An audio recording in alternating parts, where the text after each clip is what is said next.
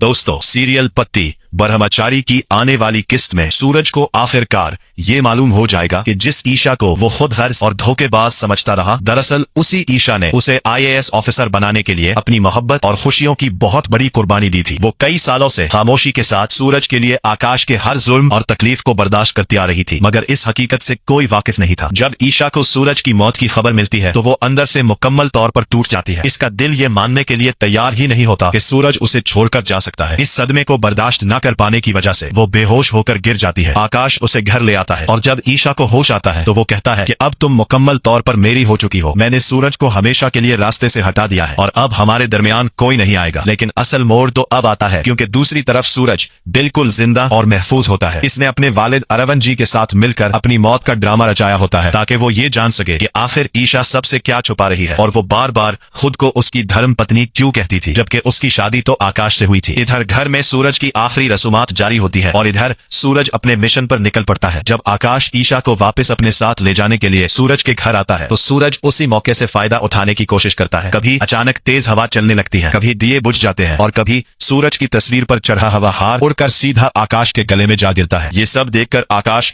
बड़ी तरह खौफजदा हो जाता है। दर हकीकत सूरज का मंसूबा ये था कि किसी ना किसी तरह आकाश के मुंहे सच उगलवा लिया जाए कि इसने सूरज को मारने की कोशिश कैसे की थी, मगर आकाश इतना ज्यादा घबरा जाता है कि कुछ कहे बगैर ही वहां से भाग निकलता है। दूसरी जानिब ईशा को भी महसूस होने लगता है कि सूरज कहीं न कहीं इसके आसपास मौजूद है। इसका दिल बार बार यही कहता है कि सूरज जिंदा है और मेरे करीब ही है। वो उसे हर जगह तलाश करती है मगर सूरज उसे नजर नहीं आता। इसी दौरान सूरज एक जासूस की तरह ईशा के घर के इर्द गिर्द नजर रखना शुरू कर देता है ताकि वो जान सके कि आखिर वो इससे कौन सा राज छुपा रही है। बहुत जल्द सूरज के सामने ईशा की पूरी हकीकत आ जाएगी। उसे मालूम हो जाएगा कि किस तरह ईशा ने अपनी मोहब्बत कुर्बान करके सूरज को आईएएस बनाने के लिए गुलाब सिंह के बनाए हुए कैद खाने को कबूल किया था। और जब ईशा को पता चलेगा कि सूरज जिंदा है तो वो दौड़ती हुई इससे मिलने पहुंच जाएगी। वहां सूरज उससे पूछेगा कि तुमने मुझसे इतना बड़ा सच क्यों छुपाया? मैंने तुम्हें ना जाने क्या क्या कहा मगर तुम खामोशी से सब कुछ सुनती रही। लेकिन ईशा चाहकर भी हकीकत बयान नहीं कर पाएगी क्योंकि उसकी माँ अब भी